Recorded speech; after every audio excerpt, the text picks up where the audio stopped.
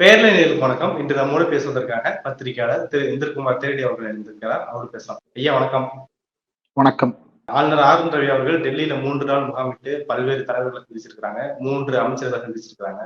இப்போ லேட்டஸ்டா வந்த தகவல்படி அமித்ஷா அவர்களை சந்திச்சுட்டு தமிழருடைய தகவல்களை பத்தி நான் விவாதிச்சோம் அப்படின்ற மாதிரி எல்லாம் பேசியிருக்காங்க. தமிழ்நாட்டு மேல அமித்ஷா அவர்கள் அக்கறை கொண்டிருக்கிறார் அப்படின்ற வகையில பதிவுகள் பார்க்க முடிஞ்சது. இந்த சந்திப்பு ஒட்டி நீங்க எப்படி பாக்குறீங்க? என்ன மாதிரியான விவாதம் நடைபெற்று நினைக்கிறீங்க? முதல்ல நம்ம தமிழ்நாடு ஆளுநர் ஆர் என் ரவியோட பதவிக்காலம் முடிய போகின்ற பதவி காலத்திற்கு நீட்டிப்பு வேண்டுவதற்காக அவர் சென்று இருக்கிறார் அப்படின்னு சொல்லிட்டு முதல்ல தகவல். கிட்டத்தட்ட 3 நாட்கள்ல இருந்து 5 நாட்கள் வரைக்கும் டெல்லி பயணம் திட்டமிடப்பட்டிருக்கிறது. இதுல அவர் அடுத்தடுத்து பல்வேறு அமைச்சர்களையும் சந்திக்கிறார். இப்போ நேரடியாக அமித்ஷாவை மட்டும் போய் பார்த்துட்டு வந்தாருன்னா ஒரு பலத்த சந்தேகம் ஏற்படும். என்ன சந்தேகம் வரும் அப்படின்னா, அமித்ஷாவை பார்த்துட்டு வர்றாருன்னா நேரடியா இவர் உள்துறைக்கு தான் ரிப்போர்ட் பண்ண போறாரு. அப்போ உள்துறை இவருடைய பதவி காலத்தை நீட்டிப்பது குறித்து எதுவும் பரிந்துரைகளை மேற்கொள்ளுகிறதா, அல்லது குடியரசுத் தலைவர்கிட்ட ஒரு ஓகே இவரே நம்ம வச்சுக்கலாம்னு மறுபடியும் கையெழுத்து போட சொல்றாங்களா அப்படின்ற கேள்விகள் எல்லாம் ஒரு பக்கம் வருது. இன்னொரு பக்கம் இவர் தமிழ்நாட்டினுடைய சட்டம் ஒழுங்கு பற்றி கவலை ஏற்படுவதாக அமித்ஷாவிடம் போய் தகவல் பேசி இருக்கிறார். சட்டம் ஒழுங்கு, அதாவது லா அண்ட் ஆர்டர் அப்படின்றத பொறுத்த வரைக்கும் அது முழுக்க முழுக்க ஸ்டேட் சப்ஜெக்ட். அதற்கும் மாநில அளவிலான சட்டம் ஒழுங்கு விவகாரங்களுக்கும் ஒன்றிய அரசுக்கும் நேரடியான தொடர்பு எதுவும் ஏற்படுத்தக்கூடாது. எப்ப எக்ஸ்ட்ராடினரி சிச்சுவேஷன்ஸ் வருதோ அப்போ வேறு மாதிரியான நடவடிக்கை எடுப்பதற்கு வழிவகை இருக்கிறது. அப்படி எக்ஸ்ட்ராடினரியான சர்க்கம்ஸ்டான்சஸ் ஏதாவது கிரியேட் ஆயிருக்குதா அப்படின்னா இல்ல. இதை விட ரொம்ப ரேரஸ்ட் ஆஃப் ரேர் சினாரியோவெல்லாம் பிஜேபி ஆளுகின்ற மகாராஷ்டிராவிலையும் பிஜேபி ஆளுகின்ற உத்தரப்பிரதேசம் போன்ற மாநிலங்கள்லையும் ஏற்பட்டு கொண்டிருக்கிறது. குறிப்பா உத்தரப்பிரதேசத்தினுடைய நிலவரத்தை எடுத்து பார்த்தோம்னா, கடந்த வாரத்துல ஒரு பாபா ஒருத்தர், அவர் ஏதோ போலீஸ்ல இருந்தாரா, அதுக்கப்புறம் ரிட்டையர் ஆகி பாபா ஆயிட்டாரு போல. அந்த பாபாவை பார்வையிட்டு அவருடைய காலடி மண்ணை எடுத்து பூச சொல்லி அவர் கூப்பிட்டு இருக்கிறாரு. ஒரு 25,000 பேர் வருவாங்க அப்படின்னு சொல்லி பெர்மிஷன் வாங்கிட்டு கிட்டத்தட்ட 1.5 லட்சம் பேருக்கும் அதிகமானவர் திரண்டு இருக்கிறார்கள். தமிழ்நாட்டிலையும் இந்த மாதிரியான கோயில் விழாக்கள் நடக்கும். 1 லட்சம் பேர் திரளுகின்ற கோயில் விழாக்கள் நடக்கும்.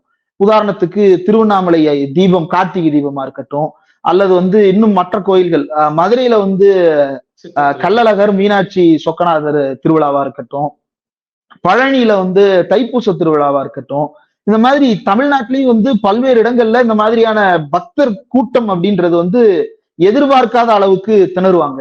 ஆனா இங்கெல்லாம் பாருங்க, கூட்ட நெரிசலில் சிக்கி இத்தனை பேர் பலியாகினார்கள், இவ்வளவு பெரிய சம்பவம் ஏற்பட்டுள்ளது அப்படின்னு சொல்லிட்டு ஒரு அன்எக்ஸ்பெக்டட் எக்ஸ்ட்ராடினரி சிச்சுவேஷன்ஸ் எல்லாம் இங்க கிரியேட் ஆகாது. காவல்துறை தெளிவாக கணக்கிட்டு இவ்வளவு பேர் வர வாய்ப்பு இருக்கிறது, இவ்வளவு பேர் பாதுகாப்பு போட வேண்டியது இருக்கிறது அப்படின்னு சொல்லிட்டு எல்லாத்தையும் கண்காணிப்பாங்க, கவனிப்பாங்க. அதே போல எத்தனை ஸ்பெஷல் பஸ்ஸஸ் விடணும், எத்தனை ஸ்பெஷல் ட்ரெயின்ஸ் விடணும், எவ்வளவு ஸ்பெஷல் பேரிகேட்ஸ் போடணும் அப்படின்னு சொல்லிட்டு எல்லாத்தையும் கண்காணிப்பாங்க. இப்படியான கண்காணிப்பு எல்லாம் செய்ய வேண்டியதுதான் காவல்துறையினுடைய வேலை. அப்படியான வேலைகளை எல்லாம் செய்திருந்தால் அந்த பாபாவுடைய நிகழ்ச்சியில இவ்வளவு பெரிய விஷயம் ஏற்பட்டிருக்காது. கூடுதலாக 25,000 பேர் வர்றாங்கன்னா காவல்துறையினருக்கு இந்த கணக்கிடுறத நம்ம சொல்லிக் கொடுக்கணும்னு அவசியமே இல்லை. கண் அசைவுல அவங்க கணக்கிடுவாங்க. இவ்வளவு பேர் ரேண்டமா கிராஸ் பண்ணி போறாங்க, இவ்வளவு பேர் போயிட்டு இருக்கிறாங்க, அதிகமா வர்ற மாதிரி தெரியுது, வி ஹாவ் டு மேனேஜ் அப்படின்னு சொல்லிட்டு அந்த நேரத்துல உடனடியாக நடவடிக்கை எடுப்பதற்கான எல்லா சாத்தியமும் இருக்கு. ஏன்னா 1.5 லட்சம் பேர் ஒரே நேரத்துல பஸ்ல இருந்து இறங்க போறது கிடையாது. பேட்சா தான் வர்றாங்க. சிலர் பொது போக்குவரத்துல வர்றாங்க, சிலர் தனியார் போக்குவரத்துல வர்றாங்க, சிலர் வாகனங்கள்ல வர்றாங்க, சிலர் நடந்து வர்றாங்க. அப்ப வரும்பொழுதே பல்வேறு கட்ட பாதுகாப்பு பணிகளில் ஈடுபட்டு இருக்கக்கூடிய காவலர்களுக்கு அதிகமா வர்றாப்புல தெரியுதுன்றது தெரிஞ்சிருக்கும். ஆனா அதுல எல்லாம் கோட்டை விட்டு அதற்கு பிறகு எஃப்ஐஆர் ஃபைல் பண்ணும் போதும் கூட குறைந்தபட்சம் அந்த பாபா இப்படி 25,000 பேர் தான் எங்களுக்கு சொன்னாரு, ஆனா 1.5 லட்சம் பேர் வந்துட்டாங்க, பாபா இதற்கு பொறுப்பேற்க வேண்டும்னு பாபாவோட பேரே இல்லாம அது ஏதோ அனாமதய நிகழ்ச்சி மாதிரி நடந்து கொண்டிருக்கிறது. இப்படியான விஷயங்கள் தான் பெரிய பிரச்சனையை உருவாக்குது. அப்போதும் கூட அது மாநில அரசுடைய பிரச்சனை தான். அது அந்த மாநில அரசு தான் அதை கையாளணும் அப்படின்றதுதான் பிரச்சனை. இப்ப இங்கேயும் தமிழ்நாட்டுல இப்ப கள்ளச்சாராய விவகாரமா நீங்க கூப்பிட்டு பேசுங்க, முதலமைச்சர் ஸ்டாலினை கூப்பிட்டு பேசுங்க, அல்லது நீங்க கடித போக்குவரத்தின் மூலமாக அந்த மாதிரி முதல்வர் அவர்களே என்னுடைய கவனத்துக்கு இது வந்தது, இது எனக்கு வருத்தத்தை ஏற்படுத்தி இருக்கிறது, அதனால உரிய நடவடிக்கை மேற்கொள்ளுங்கன்னு கடிதம் எழுதுங்க. தமிழ்நாடு அரசுக்கு கடிதம் எழுதுவதற்கு உங்களுக்கு எல்லா அதிகாரம் இருக்கிறது, உரிமை இருக்கிறது. அல்லது தமிழ்நாட்டுல டிஜிபி கூப்பிட்டு கேளுங்க, நீங்க தானே ஹானரபிள் ஹெட்டா இருக்கீங்க, அப்ப நீங்க கூப்பிட்டு பேச வேண்டியது தானே. அப்படியெல்லாம் நடவடிக்கைகளை மேற்கொள்வதற்கு குறைந்தபட்ச சாத்தியங்கள் இருந்தும் கூட அதையெல்லாம் செய்யாமல் இவர் அமித்ஷாட்ட போய் ரிப்போர்ட் பண்றேன், இதுல அமித்ஷாவிட்ட போய் ரிப்போர்ட் பண்றதை தாண்டி இவர் அடுத்த 2 பேரை மீட் பண்ணியிருக்கிறாரு. என்னன்னா, முன்பு சட்டத்துறை அமைச்சராக இருந்த கிரண் ரிஜிஜுவையும் இப்போது கல்வித்துறை அமைச்சராக இருக்கக்கூடிய தர்மேந்திர பிரதானையும் மீட் பண்ணியிருக்கிறாரு. தர்மேந்திர பிரதானை பார்த்துட்டு இவர் என்ன சொல்றாருன்னா, தமிழ்நாட்டினுடைய கல்வி வளர்ச்சி குறித்து அவர் மிகுந்த கவனம் செலுத்தி கொண்டிருக்கிறார். நம்முடைய மாநில அளவிலான உயர்கல்வி குறித்தெல்லாம் நான் அவரோடு கலந்து ஆலோசித்தேன், இன்னும் உரிய எல்லா நடவடிக்கைகளையும் மேற்கொள்வோம் அப்படின்னு சொல்லி பேசி இருக்கிறாரு. ஆமா, நீ யாரு அப்படின்னு சொல்லிட்டு ஒரு காமெடி வரும் பாத்திருக்கீங்களா? அந்த மாதிரிதான், நீங்க யாரு, உங்களுக்கும் கல்வித்துறைக்கும் என்ன சம்பந்தம்? நீங்க சான்சலர் அப்படின்றது ஒரு நிர்வாக ரீதியான்னு கூட சொல்ல முடியாது. அது ஒரு கௌரவ பதவிதான். அந்த சான்சலர் அப்படின்றது ஒரு கௌரவமிக்க ஒரு பொறுப்பு தான். அதுல நீங்க என்ன செய்யணும் அப்படின்றத உச்சநீதிமன்றம் தெளிவா சொல்லி இருக்கு. சமீபத்துல government of West Bengal versus governor of West Bengal case உச்சநீதிமன்றத்துல விவாதத்திற்கு வந்தது. அதுல உச்சநீதிமன்றம் என்ன செஞ்சாங்க அப்படின்னா, 2 பேருக்கு இடையில டை ஆயிருச்சு. இந்த டைய பிரேக் பண்ணணும் அப்படின்னா 2 பேருடைய முடிவையும் ஒருத்தர் ஏத்துக்கலன்ற பட்சத்துல நாங்க ஒரு கமிட்டி போடுறோம். அந்த கமிட்டி தேவையில்லாதது அப்படின்றது ஒரு பக்கம் இருக்கட்டும். ஆனா அந்த கமிட்டி லிஸ்ட் என்ன பண்ணுவாங்கன்னா முதலமைச்சருக்கு அனுப்புவாங்க. அந்த முதலமைச்சர் அதை பார்த்துட்டு ப்ரையாரிட்டைஸ் பண்ணுவாரு. முதலமைச்சர் என்ன லிஸ்ட் ஆஃப் ப்ரையாரிட்டி கொடுத்திருக்கிறாரோ அதே லிஸ்ட் ஆஃப் ப்ரையாரிட்டியை கவர்னர் ஃபாலோ பண்ணணும் அப்படின்னு சொல்லிட்டு உச்சநீதிமன்றம் சொல்லி இருக்கிறது. அப்போ மறுபடியும் முதலமைச்சர் என்ன சொல்றாரோ அதை வாயை மூடிக்கொண்டு கையெழுத்து போடுவதுதான் உங்களுடைய வேலை, அதை அப்படியே ஏற்றுக்கொள்ள வேண்டும் உச்சநீதிமன்றம் தெளிவுபடுத்தி இருக்கு. தமிழ்நாடு தொடர்பான விவகாரம் வந்த பொழுதும் கூட தமிழ்நாடு அரசு சொல்லுவதைத்தான் பின்பற்ற வேண்டும் என்பதுதான் வழிகாட்டுதல்.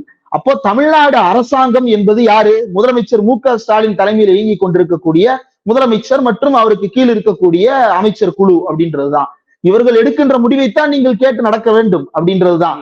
அப்போ சான்சலராகவும் உங்களுக்கு எந்த அதிகாரமும் கிடையாது. ஆனா நீங்க என்ன பண்றீங்க, எக்ஸ்ட்ரா கான்ஸ்டிடியூஷனல் பவர்ஸ் அப்படின்னு சொல்லிட்டு நீங்களா தேவையில்லாத ஒரு பவர்ஸை உருவாக்குறீங்க. என்ன பண்றது, வைஸ் சான்சலர்ஸை கூப்பிட்டு மீட்டிங் நடத்துறது. வைஸ் சான்சலரை கூப்பிட்டு மீட்டிங் நடத்துறீங்கல்ல, இந்தியாவில் இருக்கக்கூடிய பல்வேறு எல்லா மாநிலங்களையும் இணைவேந்தர்னு ஒரு பொறுப்பு இருக்கு. அந்த இணைவேந்தர் யாருன்னு பார்த்தோம்னா உயர்கல்வித்துறை அமைச்சர் திரு பொன்முடி அவர்கள் இணைவேந்தரா இருக்கிறாரு. அந்த பொன்முடி அவர்களுக்கு இணைவேந்தர் என்ற பதவிக்கு மரியாதை கொடுத்து நீங்க ஏதாவது கடிதம் கொடுத்திருக்கீங்களா? கொடுக்கல.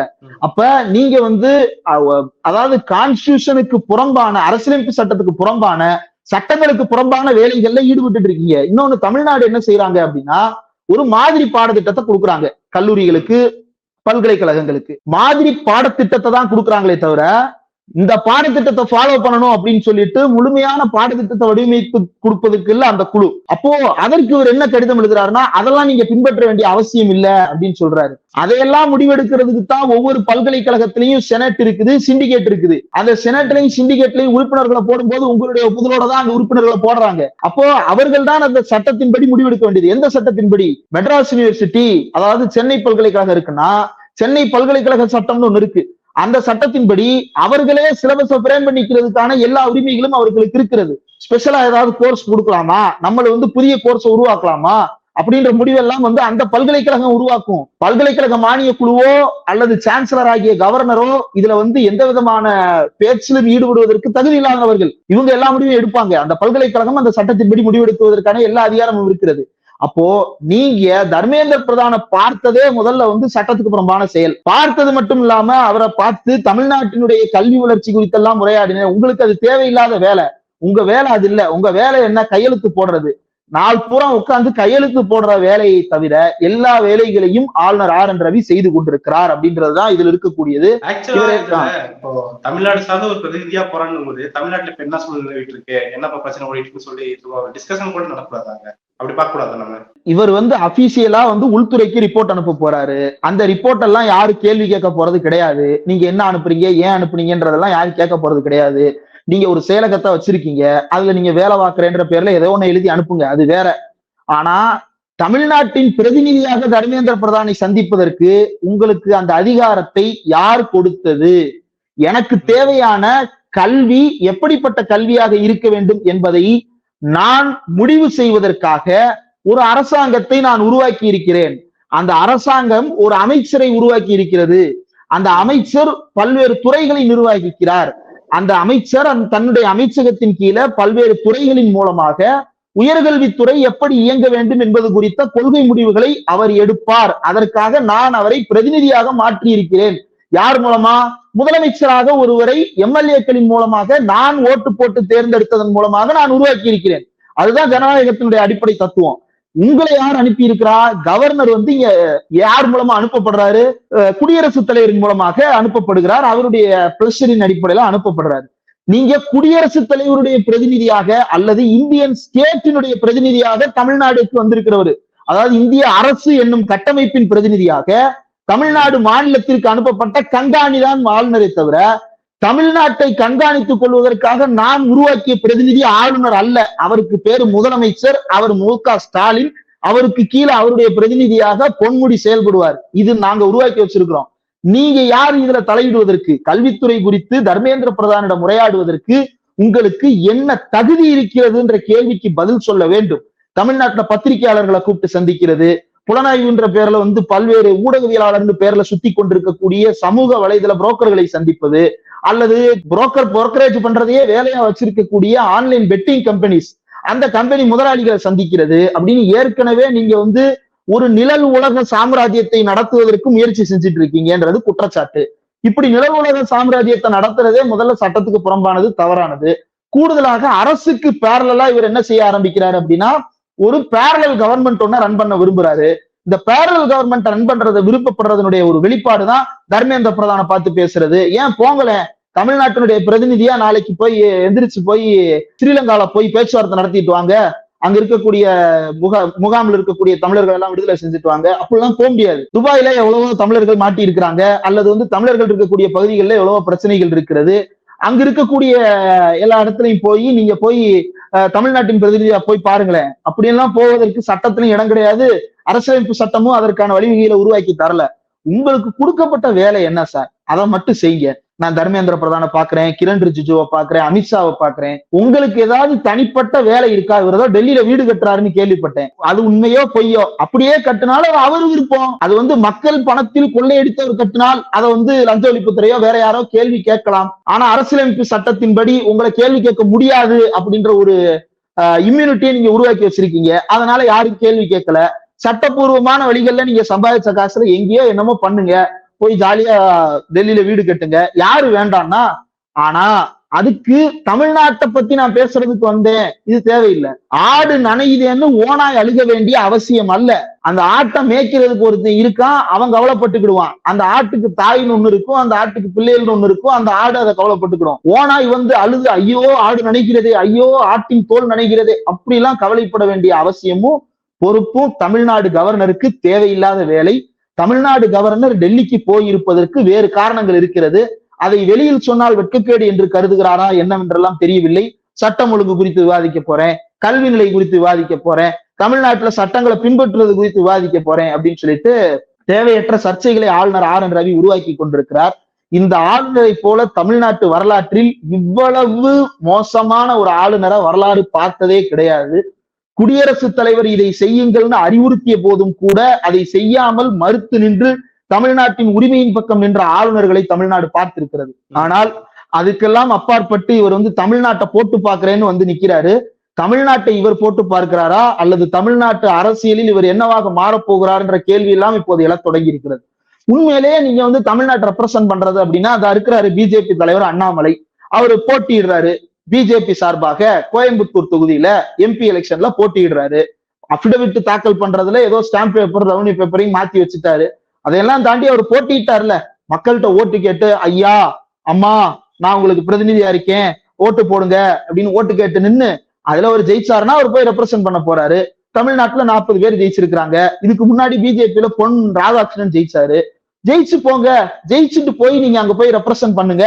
யாரு வேண்டாம்னா மக்களுடைய பிரதிநிதினா மக்கள்கிட்ட ஓட்டு வாங்கி ஜெயிச்சு காட்டுங்க. அதை தாண்டி நீங்க போறதுக்கு நீங்க யாரு? தமிழ்நாட்டினுடைய பிரதிநிதியாக நாளைக்கு வந்து இங்க இருந்து சைலேந்திர பாபு டிஜிபியா இருந்துகிட்டு நேரடியா போய் பார்க்க அனுமதிச்சிருவோமா? மாட்டோம். ஏன் மாட்டோம்? அவர் தமிழ்நாடு அரசின் கீழ் செயல்படுகின்ற ஒரு அதிகாரி, அவருக்கு அந்த அதிகாரம் கிடையாது. அதே மாதிரி தான் ஸ்டேட்டினுடைய ரெப்ரசன்டேட்டிவ் இவரே தவிர, ஸ்டேட் அப்படின்னா அரசினுடைய ரெப்ரசன்டேட்டிவ் தான் இவர் இருக்கிறாரே தவிர மக்களுடைய ரெப்ரசன்டேட்டிவ் இவர் கிடையாது. மக்களுடைய ரெப்ரசன்டேட்டிவாக இவரே கருதி கொள்ளுகின்ற ஒரு சிச்சுவேஷனை உருவாக்க பார்க்கிறார். அது எந்த காலத்திலும் நிலைக்காது. இவருக்கும் தமிழிசை சவுந்தரராஜனுக்கும் முதல்ல கடுமையான போட்டி நிலவியது. யார் வந்து நம்மளை ப்ரூவ் பண்ணி காட்ட போறோம் அப்படின்னு சொல்லிட்டு அந்த போட்டியில தமிழிசை சவுந்தரராஜன் விலகி கொண்டார். இப்ப இவர் மட்டும் சிங்கிள் மேன் ஷோ காட்ட ஆசைப்படுறாரு. தொடர்ந்து சனாதனத்தை பத்தி பேசுறது, திருவள்ளுவரை பத்தி பேசுறது, இவர் பேசுற எல்லாமே இவருக்கும் இவருடைய பொறுப்புக்கும் சம்பந்தமே இல்லாத விஷயங்கள் தான். வந்த வேலை என்னவோ அதை பார்த்துட்டு சம்பளம் வாங்கிட்டு நிம்மதியா போங்க. 2 மாளிகை கட்டி வச்சிருக்கிறோம் உங்களுக்காக. கிண்டியில ஒரு மாளிகை இருக்கு, ஊட்டியில ஒரு பங்களா இருக்கு. இவ்வளவு பங்களா கட்டி கொடுத்துருக்கிறோம், நிம்மதியா ஓய்வெடுங்க, கேட்கிற நேரத்துல கையெழுத்து போடுங்க. இது நம்ம சொல்லல. இத அரசியலமைப்பு சட்டத்தை உருவாக்கிய தந்தைகள் சொல்றாங்க. என்னன்னு சொல்றாங்க? மாநில அரசு சொல்றத கேட்கணும். முதல்ல கவர்னர்ன்ற பொறுப்புக்கு அரசியலமைப்பு சட்டத்தை உருவாக்கின மூதாதைகள் ஒரு எலெக்ஷன் வச்சுக்கலாம்னு முடிவு பண்ணிருக்காங்க. அதுக்கப்புறம் அந்த எலெக்ஷனை அடிச்சு விட்டுட்டாங்க. ஏன்னா இப்படி எலெக்ஷன் வச்சு இந்த ஆளை தேர்ந்தெடுத்தோம்னா இவங்க ஆட்டம் ஓவர் ஆயிரும். அப்ப முதலமைச்சருக்கும் இவருக்கும் எந்த வித்தியாசமும் இல்லாம போயிரும். கூடுதலா முதலமைச்சரை எம்எல்ஏ தேர்ந்தெடுக்கிறாங்க, என்னை நேரடியா மக்கள் தேர்ந்தெடுக்கிறாங்கன்னு இவங்க ஓவரா ஆட ஆரம்பிச்சிருவாங்க. அதனால அப்படியெல்லாம் ஒரு விஷயத்தை அலோவ் பண்ண முடியாது. பார்த்து நல்லவரா பார்த்து போடுங்க. அவர் மாநில அரசு சொல்றதை கேட்டு நடக்கணும். அவ்வளவுதான் அவருக்கு கொடுக்கப்பட்ட அதிகாரம். அதை புரிஞ்சு நடந்துகிட்டாரு அப்படின்னா அவருடைய பதவிக்கு நல்லது. எத்தனை முறை சந்திரசூட் குட்டு வைத்திருக்கிறார், எத்தனை முறை உச்ச நீதிமன்றம் வரைக்கும் இவர் இழுத்தடிக்கப்பட்டிருக்கிறார். அவ்வளவையும் தாண்டி இவர் இந்த வேலையை பார்க்கிறாரு அப்படின்னா அது சட்டத்துக்கு நான் கட்டுப்பட மாட்டேன், நீதிமன்றத்துக்கு நான் கட்டுப்பட மாட்டேன், தலைமை நீதியரசரின் வார்த்தைக்கு மதிப்பளிக்க மாட்டேன், மக்களால் தேர்ந்தெடுக்கப்பட்ட முதல்வருக்கு மதிப்பளிக்க மாட்டேன், அதன் மூலமாக நான் அரசியலமைப்பு சட்டத்தை துச்சமாக கூட மதிக்க மாட்டேன்னு நினைச்சிட்டு இருக்கிறார் இவரு. அதற்கு தக்க பாடத்தை தமிழ்நாடு எதிர்காலத்தில் புகட்டத்தான் போகிறது. தமிழ்நாட்டினுடைய வரலாறு அதை அவருக்கு உணர்த்தத்தான் போகிறது. ஆளுங்கட்சியாக பிஜேபி இருக்கின்ற வரையில் இவருடைய ஆட்டம் தொடர்கிறது. அந்த ஆட்டத்தை இப்போதும் அவர் தொடர்ந்து ஆட வேண்டும் என்று பார்க்கிறார். பீகாரிலிருந்து தமிழ்நாட்டிற்கு தமிழ்நாட்டை ஆட்டுவிக்க பார்க்கின்ற RN ரவிக்கு அரசியல் ரீதியாக எந்த அதிகாரமும் கிடையாது, அரசியலமைப்பு சட்ட ரீதியாக அதிகாரம் கிடையாது, சட்ட ரீதியாக எந்த அதிகாரமும் கிடையாது. மக்கள் இவருக்கு எந்த அதிகாரத்தையும் கொடுக்கவில்லை. தமிழ்நாட்டினுடைய கல்வித்துறையினுடைய நிலைமை குறித்து யாரும் உங்கள்கிட்ட அழுகல. அந்த குஜராத்ல பாருங்க, ஏர் இந்தியான்ற பேர்ல 600 பேருக்கு வேகன்சி கால்ஃபார் பண்ணா 25,000 பேர் நிக்கிறாங்க வேலை தேடி. குஜராத்தை தாண்டி உத்தரப்பிரதேசத்துக்கு போனோம்னா அங்க கான்ஸ்டபிள் எக்ஸாம்ல நடைபெற்ற முறைகேட்டை கண்டிச்சு லட்சக்கணக்கான இளைஞர்கள் ரோட்ல நின்று போராடிக்கிட்டு இருக்கிறான். அதெல்லாம் அந்த அரசாங்கத்தோட பிரச்சனை, அந்த மக்களோட பிரச்சனை. அவங்க அதுக்கு தக்க தீர்ப்பு எழுதுவாங்க. உங்களுக்கும் இதுக்கும் எந்த சம்மந்தமும் கிடையாது. நீங்க தேவையில்லாம உங்களை வருத்திக்கிட வேண்டாம். உங்களுக்கு எக்ஸ்டென்ஷன் வேணும்னா அந்த வேலையை பார்த்துட்டு வாங்க. தமிழ்நாட்டை பத்தி பேசுறதெல்லாம் உங்களுக்கு வேண்டாம் சாமி. இப்ப எக்ஸ்டென்ஷன் பத்தி பேசுனீங்க. இப்போ பிஜேபியோட நன்மதிப்பு பெற்ற அவங்க ரீதியில பார்த்தோம்னா அவங்க ஒரு நன்மதிப்பு பெற்றவர் தான். அரசு குடைச்சல் கொடுக்கறதாகட்டும் ஒரு நன்மதிப்பு பெற்றவர். நம்ம சைடு பார்க்கும்போது இப்படி குடைச்சல் கொடுத்தவரை இப்படிப்பட்ட ஒரு ஆளுநரே பாக்குறது இல்லை அப்படின்னு சொல்றவங்க சொல்றாங்க. இப்போ பிஜேபி நீட்டிக்கிறதுல வாய்ப்பு இருக்குன்னு யோசிப்பாங்களா, இல்ல நமக்கு ஏற்கனவே பேக் ஃபயர் ஆயிடுச்சு இந்த செயல்பாடுகள் அப்படின்னு சொல்லிட்டு பின்வாங்க நினைப்பாங்களா? இல்ல அப்படியெல்லாம் இவரை மறுபடியும் ரீஇன்ஸ்டேட் பண்றதுக்கு ஆசைப்படுறாங்க அப்படின்னா இவர் டெல்லிக்கு போக வேண்டிய அவசியமே இருக்காது. முதலமைச்சர் MK ஸ்டாலின் சொன்னது மாதிரி இவர் இங்கே இருக்கிற வரைக்கும் எங்களுக்கு ரொம்ப நல்லது. ஒண்ணும் இல்லைங்க, இவர் வள்ளலாரை பத்தி சனாதனவாதின்னு பேசுனதுனாலதானே நம்ம ஒரு 4 பேர்கிட்ட போய் வள்ளலார் யாரு, அவர் எப்படி இந்த சாதி மதம் உள்ளிட்டவற்றை கடுமையாக சாடினார், இந்த சாத்திர குப்பை அப்படின்ற வார்த்தையை அவர் ஏன் பயன்படுத்தினாரு, சாதியும் மதமும் அனைத்தையும் தவிர்ந்தேன்னு ஏன் சொல்றாரு, சாத்திர குப்பை வேத குப்பைன்னு ஏன் சொல்றாரு அப்படின்றதெல்லாம் நம்ம மக்கள் மத்தியில போய் இப்ப விரிவா பேசுவதற்கான வாய்ப்பு கிடைத்திருக்கிறது. இதையெல்லாம் டெல்லி பார்த்து கொண்டுதான் இருக்கிறது. இவருடைய ஆக்ஷன்ஸை பாக்குறாங்க, அதுக்கு வரக்கூடிய ரியாக்ஷன்ஸையும் பார்த்துக்கிட்டே தான் இருக்கிறாங்க.